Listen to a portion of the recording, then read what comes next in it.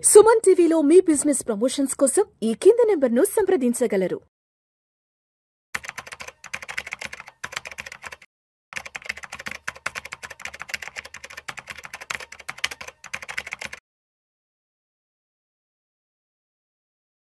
నమస్తే, welcome to Suman TV. నేను Willey Chakradhar. చాలా మంది అడిగే క్వశ్చన్ ఏంటంటే ఎస్ఐఎఫ్స్ గురించి కొంచెం వివరంగా చెప్పండి, ఎస్ఐఎఫ్స్ గురించి మాకు అర్థం కావట్లేదు అంటున్నారు. వాళ్ళ కోసం కొంచెం ఇన్ డెప్త్గా చెప్తానండి. ఇక్కడ చూడండి, ఎస్ఐఎఫ్స్ అనేది మనకి స్పెషలైజ్డ్ ఇన్వెస్ట్మెంట్ ఫండ్ అని మనకి ఐడియా ఉంది. మనకి 1 అక్టోబర్ 2025 నుంచి కూడా మార్కెట్లోకి క్వాంట్ ఎస్ఐఎఫ్తో స్టార్ట్ అయిందండి. క్వాంట్ ఎస్ఐఎఫ్, తర్వాత అడల్వైజ్ ఎస్ఐఎఫ్, తర్వాత మనకి ఎస్బీఐ మ్యాగ్నమ్ వాళ్ళ ఎస్ఐఎఫ్, ఇప్పుడు ఐటీఐ అనే కంపెనీ కూడా ఎస్ఐఎఫ్ స్టార్ట్ చేసింది. ఎన్ఎఫ్ఓ మనకి November 10th నుంచి కూడా November 24 దాకా అవైలబిలిటీలో ఉంది. సో అండి, ఇక్కడ ఎస్ఐఎఫ్స్ అంటే ఏంటంటే స్టాక్స్ ప్లస్ డెరివేటివ్స్ ఉంటాయండి. అయితే డెరివేటివ్స్ కేవలం 20% మాత్రమే ఉంటుందండి మనకి. సో అదర్ దాన్ దట్ 80% మాత్రం మనకి స్టాక్సే కొంటారు. లైక్ మ్యూచువల్ ఫండ్స్ ఎలా కొంటారో అలాగే స్టాక్స్ ఉంటాయి. డెరివేటివ్స్ కూడా మనకి 20% దాకా మనకి ఉంటుందండి. సో ఇందులో ఈక్విటీ లాంగ్ షార్ట్ టర్మ్ అని ఒకటి ఉంటుందండి. ఈక్విటీ లాంగ్ షార్ట్ అంటే ఏంటంటే వీళ్ళు ఈక్విటీలో మనకి ఎట్లాంటి వాటిలైనా వాళ్ళు ఇన్వెస్ట్మెంట్ చేసుకోవచ్చు. అంటే చూడండి, వాళ్ళు ఒక లార్జ్ క్యాప్ ఫండ్స్ కానివ్వండి, మిడ్ క్యాప్ ఫండ్స్ కానివ్వండి, స్మాల్ క్యాప్ ఫండ్స్ కానివ్వండి, అలా మనకి ఎట్లాంటి దాంట్లోనే వాళ్ళు ఇన్వెస్ట్మెంట్ చేయొచ్చు. ఇది ఒక మ్యూచువల్ ఫండ్స్తో మనం కంపేర్ చేస్తే మనకు ఒక ఫ్లెక్సీ క్యాప్ కేటగిరీ టైప్లో ఉంటుందండి ఇది. అయితే ఇందులో 20% దాకా కూడా వాళ్ళు రిడ్స్లో ఇన్వెస్ట్ చేసుకోవచ్చు. రిడ్స్ మనకి ఐడియా ఉంది. సో రిడ్స్ అంటే మనకి అంటే రియల్ ఎస్టేట్ సంబంధించిన వాటిలో కూడా ఫండ్స్లో ఇన్వెస్ట్ చేసుకోవచ్చు. అయితే కండిషన్స్ అయితే పెట్టిందండి. చాలామంది అనుకుంటారు రిస్క్ ఎక్కువ ఉంటుందేమో మనకి ఎస్ఐఎఫ్లో అని. కానీ ఇక్కడ సెబీ ఏం చేస్తుందంటే చాలా రూల్స్ అండ్ రెగ్యులేషన్స్ చాలా టైట్గానే చేసిందండి.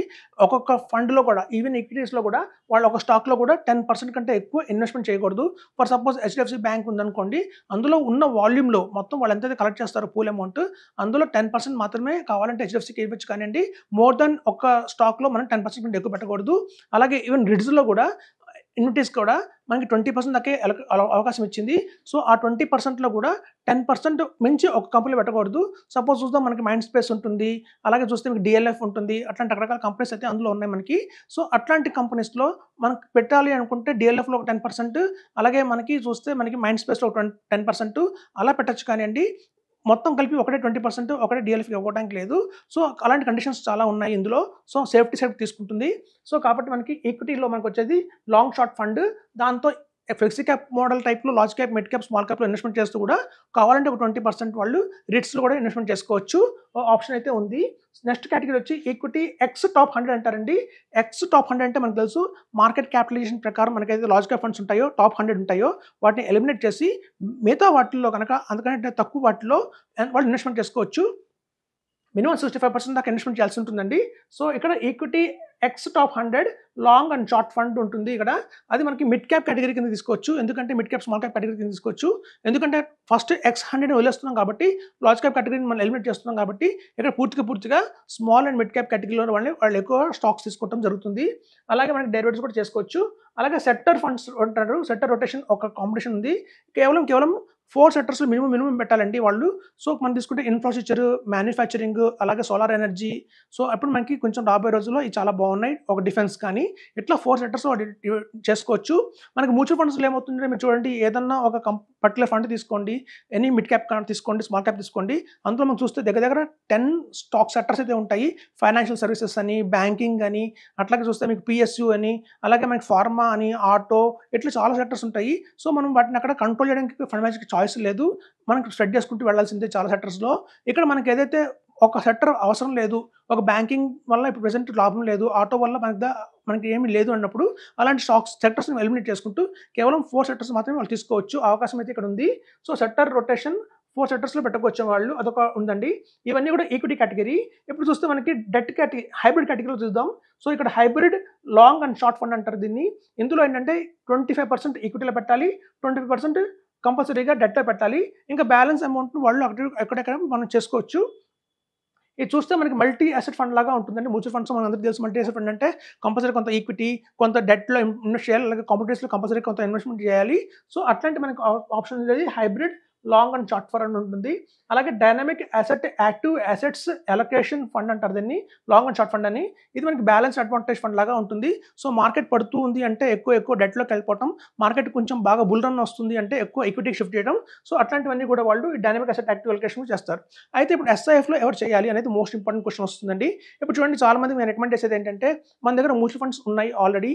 సో మనం ఆల్రెడీ మ్యూచువల్ ఫండ్స్లో మన దగ్గర 40 lakhs దాకా ఉంది, 30 lakhs దాకా ఉంది. సో మేము చూసుకుంటే మీ పోర్ట్ఫోలియో మొత్తం మొత్తం పోర్ట్ఫోలియోలో కొన్ని అన్నెసరీ స్టాక్స్ మ్యూచువల్ ఫండ్స్ ఉంటాయి. కొన్ని ఫండ్స్ ఎలా అంటే అసలు పర్ఫార్మెన్స్ చేయవు. అవి లాంగ్ రన్ నుంచి మనం హోల్డ్ చేస్తున్నాము. అవి ఎప్పుడు కూడా 5%, 6% కంటే రిటర్న్స్ ఇవ్వట్లేదు. పొరపాటున తీసుకున్నాము, ఎవరో ఫ్రెండ్ చెప్పాడనో, లేకపోతే ఒక అడ్వైజర్ రికమెండ్ చేశాడనో, లేకపోతే రకరకాలు మనం విన్నామని కొనుక్కుంటాము. సో మీ దగ్గర అన్వాంటెడ్ కానివ్వండి, ఏదన్నా అంటే ఇంప్రాపర్ కానివ్వండి, లేకపోతే ఇంకా చెప్పచ్చు అంటే నాన్ పర్ఫార్మింగ్ ఫండ్స్ ఏమైనా ఉంటాయి మీ పోర్ట్ఫోలియోలో, అలా నాన్ పర్ఫార్మింగ్ ఫండ్స్ అని తీసేసేసి కనుక మనం 10 lakhs అండ్ అబోవ్ వచ్చిందంటే మాత్రం మీరు వాటిని మాత్రం నాన్ పర్ఫార్మింగ్ వాటిని తీయండి. పర్ఫామ్ చేస్తున్నాయి, ఆల్రెడీ ఒక మంచి మిడ్ క్యాప్ ఉంది, మంచి స్మాల్ క్యాప్ ఉంది, ఎప్పటి నుంచి ఎస్ఐపి వేసుకుంటూ వస్తున్నాం, అలాంటివి డిస్టర్బ్ చేయకండి. కేవలం నాన్ పర్ఫార్మింగ్ సెక్టర్స్లో కనుక మీరు పొరపాటు ఇన్వెస్ట్మెంట్ చేస్తుంటే కనుక పెద్ద గ్రోత్ రావట్లేదు, ఈ ఫండ్స్ వల్ల నా మొత్తం పోర్ట్ఫోలియో డ్యామేజ్ అవుతుంది అనుకున్న అలాంటి ఫండ్స్ మాత్రమే తీసుకోండి బయటికి. సో అట్లాంటివి తీసుకొచ్చి మనం ఎస్ఐఎఫ్ చేయొచ్చు, అదొక పద్ధతి. లేదా రిటైర్ అయ్యాము, మనకు కొంచెం కార్పస్ వచ్చింది, ఒక 20 years దాకా, 10 years దాకా ఇది నా పిల్లలకి, నా మనవరాలకి అనుకున్నప్పుడు అట్లాంటి అమౌంట్ని కూడా మన ఎస్ఐఎఫ్లో ఇన్వెస్ట్మెంట్ చేయొచ్చు. సాధారణంగా చూడండి, నేను ఒక మంచి ఎగ్జాంపుల్ చెప్తాను. నేను సపోజ్ ఒక ఫ్యాక్టరీకి వెళ్ళాను అనుకోండి, ఆ ఫ్యాక్టరీలో మనం చూస్తే ఫస్ట్ మనకి ఎవరు ఎదురవుతారంటే వర్కర్స్ ఎదురవుతారు. అన్న నాకు ఒక 20,000 శాలరీ వస్తుంది, నాకు ఏదైనా మంచి ఇన్వెస్ట్మెంట్ చెప్పు, మొత్తం ఖర్చులన్నీ పోయాక నాకు 2,000 మిగులుతుంది అన్నారు అనుకోండి, వాళ్ళకి మనం మ్యూచువల్ ఫండ్స్ సజెస్ట్ చేస్తాము. అలాగే చూడండి, ఆ ఫ్యాక్టరీలో ఒక ప్రొడక్షన్ మేనేజర్ ఉంటాడు, అతనికి ఒక 3 lakhs దాకా శాలరీ వస్తుంది ఎవ్రీ మంత్. సో మొత్తం చూస్తే ఇయర్లీ 36 lakhs దాకా ఉంటుంది. ఆల్రెడీ నాకు ఒక బ్యాంక్లో ఒక 10 lakhs ఉంది, ఒక 15 lakhs ఉంది ఐడియల్గా, నాకు 5 years దాకా దీన్ని టచ్ చేయనున్న వాళ్ళు, అలాంటి వాళ్ళందరికీ కూడా మనం ఎస్ఐఎఫ్స్ రికమెండ్ చేస్తాము. సపోజ్ అదే ఫ్యాక్టరీ ప్రొపరేటర్ ఎవరైతే ఉంటారో వాళ్ళకి 1 crore 2 crores ఉన్నాయో వాళ్ళు డైరెక్ట్గా మేము పిఎంఎస్ ఏఎఫ్ చెప్తాము. సో ఇక్కడ మన దగ్గర క్లయింట్ ఎలాంటి పరిస్థితుల్లో వస్తున్నాడు బట్టే అది మ్యూచువల్ ఫండ్స్ కరెక్టా, ఎస్ఐఎఫ్ కరెక్టా, పిఎంఎస్ అండ్ ఏఎఫ్ అని చెప్తాము. సో అదండి ఎస్ఐఎఫ్. మీ దగ్గర కనుక లంసమ్గా ఐడియల్గా అమౌంట్ ఉంది, ఒక 10 lakhs 15 lakhs ఉంది అనుకున్న వాళ్ళు, యాక్చువల్గా పిఎంఎస్లో ఎవరైతే 50 lakhs దాకా ఎఫర్ట్ చేయలేరో వాళ్ళందరూ కూడా మనకి మినిమం 10 lakhs అమౌంట్ తోటి మనకు ఎస్ఐఎఫ్లో రావచ్చు. యాక్చువల్గా ఎస్ఐఎఫ్ పట్టుకొచ్చిందే మెయిన్ రీజన్ అది, మనకి అయితే బ్రిడ్జ్ ఏదైతే ఉందో మ్యూచువల్ ఫండ్స్కి అటు చూస్తే మనకి పిఎంఎస్కి 10 lakhs, ఇక్కడే మనం మ్యూచువల్ ఫండ్స్లో మనం మినిమంగా 10,000 ఇన్వెస్ట్మెంట్ చేయొచ్చు, 1 lakh ఇన్వెస్ట్మెంట్ చేయొచ్చు. అలాగే మనకు అక్కడ చూస్తే పిఎంఎస్ 50 lakhs ఉంది. ఈ బ్యారియర్ని ఫిల్ చేయడానికి కేవలం మనకి ఎస్ఐఎఫ్ వచ్చింది. సో ఇది చూడండి, ఎప్పుడైనా మ్యూచువల్ ఫండ్స్ తర్వాత వచ్చిన ప్రోడక్ట్ ఏదైతే ఉంటుందో మ్యూచువల్ ఫండ్స్లో లేనివి అది పెడతారు, యాడ్ చేస్తారు, నెక్స్ట్ ఫర్దర్గా బెటర్దే వస్తుంది తప్ప అంతకన్నా చిన్నది ఈక్వల్ది రాదు. మనం చూసాం కేవలం మ్యూచువల్ ఫండ్స్లో మనకి స్టాక్స్ మాత్రమే ఉంటాయి. ఇక్కడ స్టాక్స్తో పాటు డెరివేటివ్స్ కూడా ఉన్నాయి, అలాగే వాళ్ళు హెడ్జ్ కూడా చేసుకోవచ్చు. సో మార్కెట్ ఎప్పుడైతే మనం చూసాం లాస్ట్ 1.5 years నుంచి మార్కెట్ చాలా స్ట్రగుల్ అవుతుంది, అప్ అండ్ డౌన్ అవుతుంది, ఫ్లాట్గా ఉండట్లేదు, అట్ ద సేమ్ టైం కొంచెం వాలటాలిటీ ఉంది. ఎట్లాంటి టైంలో కనుక మనం ఎట్లాంటి ఎస్ఐఎఫ్ ఆప్షన్స్ వస్తే కనుక మార్కెట్లో మ్యూచువల్ ఫండ్స్ పడినంతగా, ఒక స్మాల్ క్యాప్ పడినట్టుగా, మిడ్ క్యాప్ పడినట్టుగా ఎంత పడదు, కొంచెం సపోర్ట్ అయితే మనకు వస్తుంది. సో మనకి ఈవెన్ బుల్ రన్లో ఒక మంచి రిటర్న్ వచ్చే అవకాశం ఉంది మ్యూచువల్ ఫండ్స్ కంటే ఎక్కువ. అలాగే పడే టైంలో కూడా మ్యూచువల్ ఫండ్స్ కంటే కూడా కొంచెం తక్కువ పడుతుంది. సో ఎస్ఐఎఫ్ వల్ల అది లాభం అని చెప్తున్నారు. సో కాబట్టి చాలామంది అనుకుంటారు మనకు దీనికి పాస్ట్ పర్ఫార్మెన్స్ లేదు కదా, ఒక 3 years వెయిట్ చేద్దాం, 4 years వెయిట్ చేద్దాం అనుకుంటారు. అలా కాదండి, మీ దగ్గర మ్యూచువల్ ఫండ్స్ ఏవైతే పర్ఫామ్ చేయట్లేదో అట్లాంటి వాటిని కూడా ఇందులో ఇన్వెస్ట్మెంట్ చేయొచ్చు. లేదా 50% మీకు మ్యూచువల్ ఫండ్స్లో ఉంచుకొని 50% డైవర్ట్ చేయండి. ఆల్మోస్ట్ స్టాక్స్ ఉన్నాయి, సపోజ్ మీ దగ్గర చాలా స్టాక్స్ ఉన్నాయి, మీరు బిజీగా అయిపోయారు, మీ స్టాక్స్ని మీరు హ్యాండిల్ చేయబోతున్నారు సరిగ్గా, అలాంటి వాళ్ళు కూడా ఎస్ఐఎఫ్లోకి మూవ్ అవ్వచ్చు. సో ఇదండి, రిటైర్మెంట్ అయిన వాళ్ళు కానివ్వండి, లేకపోతే లంసమ్గా ఆల్రెడీ ఒక బ్యాంక్లో 20 lakhs ఉన్నాయి, ఒక 10 lakhs ఉన్నాయి అనుకున్న వాళ్ళు, లేదా మీ దగ్గర ఉన్న పోర్ట్ఫోలియో మ్యూచువల్ ఫండ్స్ పోర్ట్ఫోలియో చూడండి, ఏవైతే నాన్ పర్ఫార్మింగ్ ఫండ్స్ ఉంటాయో వాటిని తీసేసి మీరు ఎస్ఐఎఫ్ మూవ్ అవ్వచ్చని చెప్తున్నాను. Thank you.